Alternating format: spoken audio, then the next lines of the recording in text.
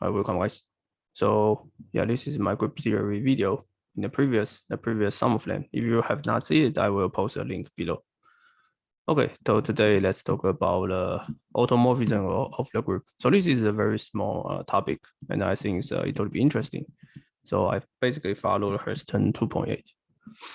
Okay, so our settings that previously we talked, if you have group G, map to group G bar, and it satisfy this. And this is called homomorphism. Okay, but I already say that. If your phi is also 1, 1, and onto, so all 1 and onto are property of sets, then combine is become isomorphism.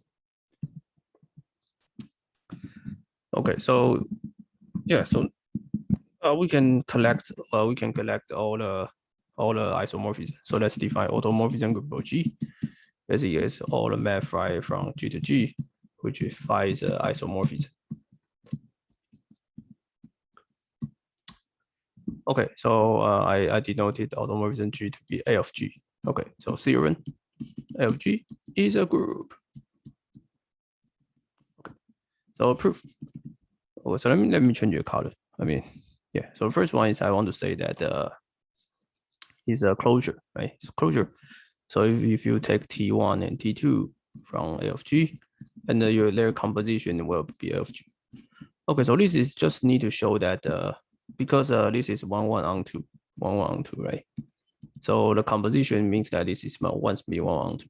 So all you need to check is that this is homomorphism, which is trivial. So if you get to map X and Y to an element, you get T1, T2, X, T2, Y, right? Because T2 are homomorphism, and you get T1, T2, X, T1, T2, Y. Right, so these are homomorphism, right? So this means that T1 and T2 is homomorphism, right? But since it's 1, 1 onto, so T1, T2 is isomorphism. So T1, T2 belongs to FG. Okay, how about identity? So identity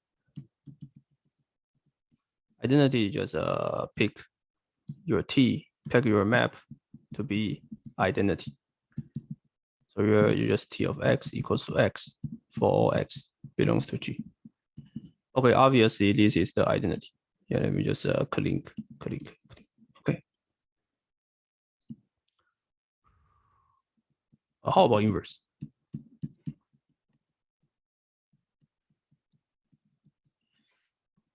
Okay, let's see, right? So if T belongs to A of G, then you naturally has to take T inverse, right? Because T is a 1, 1 onto, right? So T inverse exists. Okay, so we need to show T inverse is what? Is a homomorphism, right? Because it's already 1, 1 onto, so we just need to show this. Yeah, but this is trivial because T inverse X, T inverse Y, let's act on T, will become TT inverse X, TT inverse Y. By definition, TT inverse X and Y, right? So which tell you that T inverse X and Y will be T inverse X, T inverse Y. Okay, so T inverse is iso. Okay, so by everything we have, L of G is a group. Okay. Yeah. So yeah, this is the almost the basic. Okay. But I want to talk about next. So what is the natural automorphism? So what I mean natural is that how do you find the automorphism? I mean in the obvious way, right? So let's talk about the obvious way. So obviously, it's if for any group element G, let's define a TG of X to be GX G inverse.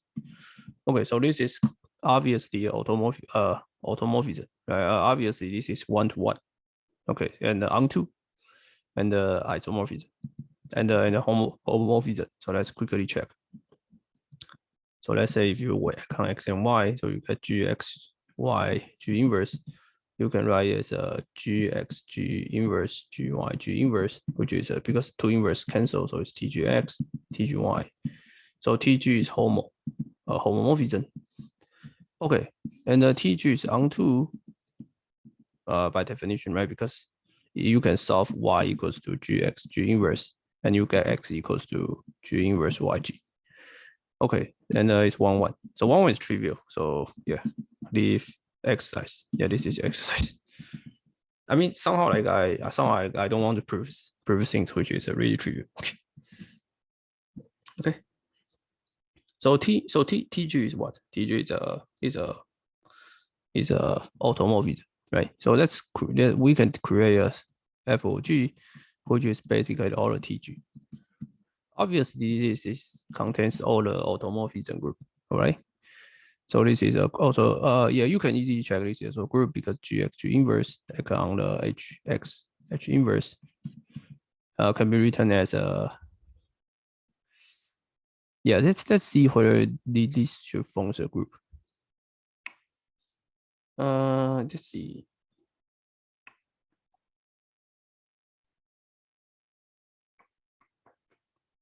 Let's see. So sorry. Oh, sorry. I'm stupid. Yeah, sorry. So let's work on TG and THX. Right. This is become TG HX H inverse, which is GX GH X H G inverse, which is T G H X. Okay, so we tell you that TG closure, right? And identity maps. There's an identity map belongs to f of g by choosing g equals to identity. Okay, so this tell you that also inverse is easy to check. Inverse just TG inverse just be TG inverse. Right? The reason is that GXG inverse will become a GX inverse G inverse. So if you check that, if you times these two, you get you just need to change this G inverse to here. Okay, so which tell you that f of g is a group, and basically the subgroup for H. Okay, so this is called there's a name for it. I think it's called inner automorphism. Inner automorphism. Okay, so now we have a diagram. We have the results that we have automorphism and the inner automorphism. And then there are subgroup relationship.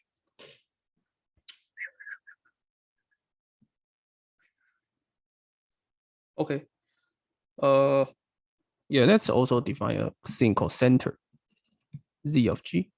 So center, what's center, right? Center should be defined as let's see. Okay, maybe let's change. Let's try to prove these things. And yeah. Okay, so from here that we can have a map, right? We can have a map psi map to G to automorphism group G just by map to G into TG, right? So this image will be just the inner automorphism. Okay, and then we I want to also this is homomorphism, right? Because phi GH is basically phi G and the phi H, and then we already proved that the TG TH will be TGH. Okay, so this is a map that easy to be constructed. Now this is homomorphism, and the image, so image of psi will be this inner automorphism. Okay, but I want to ask the kernel, right? So what's the kernel? So which kernel? Well, remember the kernel is a group element G, such that the psi of G will be identity. Let's say identity. Okay, so which tell you that this means that what? This means that we want to find elements such as GX G inverse is X for all X belongs to G. Okay, so this is called the center. So define a center of G to be all the element group belongs to G, such as GX G inverse belongs to X for all X belongs to G, or you can write GX equals XG. So commute with everything. So a thing commutes with everything is a center of G, center of the group. Okay, and the first. So let's see, the first isomorphism theorem tell you that since you have psi to G to G, and in the automorphism give you the FG, right? So it tell you that G quotient Z, so G quotient is center of the group, where isomorphic to the inner automorphism. Okay, now this is the lemma 2.82 in Hurston. Yeah, up to now, everything, I think everything's still trivial, right? So it's just a definition. Yeah, so up to now, we can finish this section. Yeah, but let me keep saying something interesting.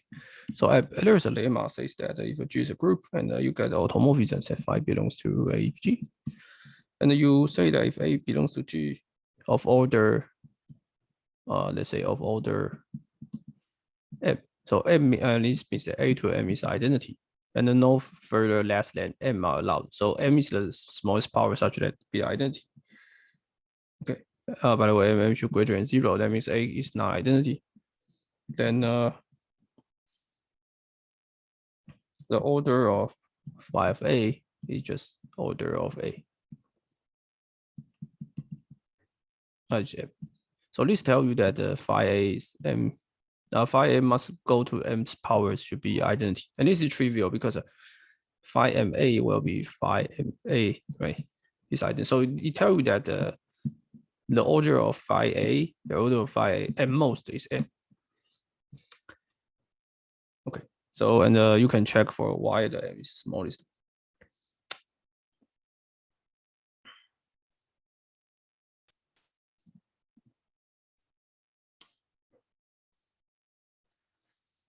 Okay,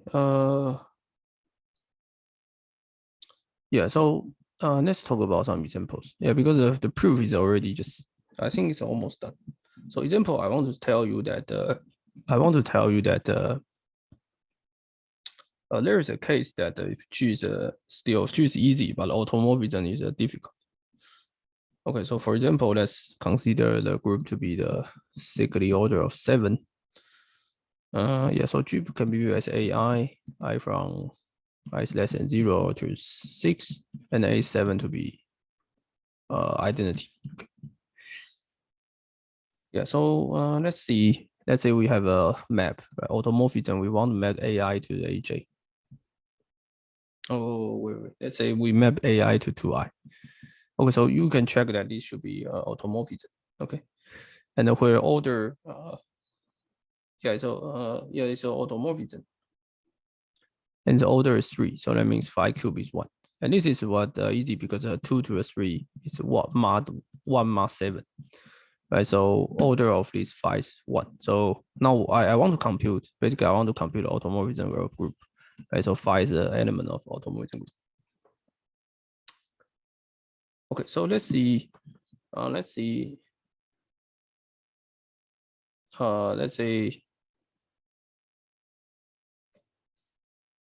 we have element. Okay, so let's see. So let's see. Suppose we have element X belongs to automorphism of G, such that X cube is identity. X inverse AIX is basically A to I. So let's consider, suppose we got something X in the automorphism group, such as X cube is identity. X inverse AIX is A to I. So this X is this, right? Because phi can be just X, phi can be choose X itself. Let's see. So we use phi cube, and then we get 2I and inverse 2I. So we get A to I. Let's see. So yeah, this is the and let's consider all the symbols. So consider XIAJ, where I is 0, 1, 2, 3, and J is 0, 1, 2, 3 up to 6. And we claim that the XIAJ is XKAL if I equals to K mod 3 and the J equals to L mod 7. Yeah, so basically the first two are basically order 1 to 3. Has this, and the second is order 7. So which tell you that yeah, this is my I claim. Okay, so and we have a rule. such that x cubed is a7, which is identity. Okay.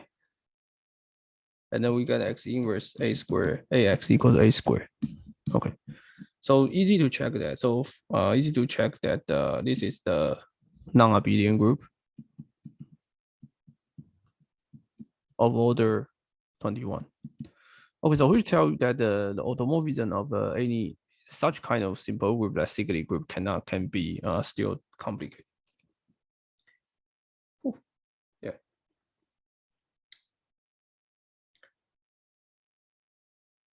Okay. Let's see what I want to talk about. I mean, if you want to, yeah, I mean, in a Hurston textbook, this 2.8, there's a lot of examples. I mean, you can check. So basically, one can discuss the automorphism group or cyclic group, and I think discussion is somewhat lengthy, so I don't want to talk here. Okay, I think it's enough for today. Yeah, I think it's enough. Yeah, this is already what I want to say. I mean, if you want to talk about examples, then you can check by yourself. But the theory is I already established. Okay, see you guys next videos.